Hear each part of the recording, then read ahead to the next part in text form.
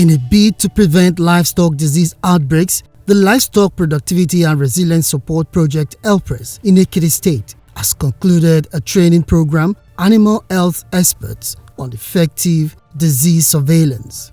During the two-day event, the Commissioner for Agriculture and Food Security, Mr. Ebenezer Boluwade, highlighted the role of livestock farming in creating jobs, boosting financial incentives, and providing protein for human consumption. The training is to actually empower both the veterinary and paramedic veterinary officers what they need to do, what they need to put out, what are the diagnostics they need to do, and all the necessary indicators that they need to take care of while managing the animals. Emphasized the importance of early disease detection to avert public health emergencies. Speaking through the Permanent Secretary, Engineer Olugbenga Odesomi, the life of citizens within the state lies in their hands, because there are also some diseases from the animal to human.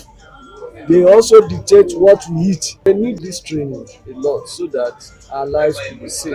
LPRES State Project Coordinator Mr. Olayinka Adedipe, represented by Mr. Muiwa Adelodun, outlined plans to enhance veterinary services across the state, including the construction of veterinary clinics in the 3 senatorial districts and establishment of a modern cattle market in Ekiti. The training is to strengthen their capacity in disease reporting as it affects surveillance, where we have a transborder disease, to forestall further spread to other regions.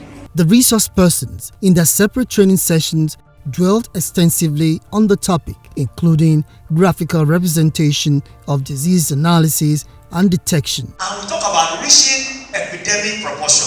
That's what we're looking at. Because the question is, well, let me explain here. When we say reaching epidemic proportion, how does it reach? How do we know whether it has reached epidemic proportion or not? Some of the symptoms that we also see, some other diseases present same. And that's why we call them tentative diagnosis. Participants, including Dr. Emmanuel Awusonya from the University of Ibadan, stressed the critical role of information technology in disease monitoring and reporting. Upsound participants at the program. Effective surveillance underline. Yes, we've been doing surveillance, but how can we do it effectively in order to improve productivity? And what is surveillance simply is information for action. So it's not enough getting the information and doing nothing. It's not enough getting the data and not analyzing, because it will remain data until we have analyzed. When we have analyzed, we have information. When we do something on it, it becomes surveillance. And that's exactly what we are coming to reiterate. It's something we've been doing just to up it so that it will be done effectively. The training concluded with a call for vigilance and proactive measures to prevent the spread of animal-borne diseases to humans.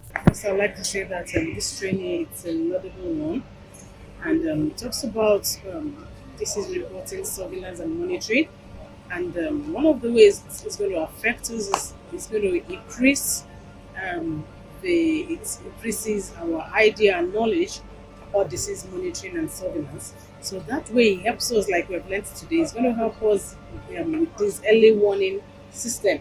And that is important in the fact that it's going to help us in prevention and control of major animal diseases and basically zoonotic diseases. So let's just say, in general, it's going to improve. When we have improved disease monitoring and surveillance skills, and we're able to get data and the rest of it, it's going to give us early warning system, thereby protecting the health of not only the animal but the human populace at large. First of all, I want to commend the state government led by our major party governor, Mr. for giving his support to this kind of training and projects. You realize that at present Nigeria is in a serious food crisis, but what the governor is doing is what will position the state for the future. Because if you have a very stable livestock production and animal health project on ground, then the future is assured.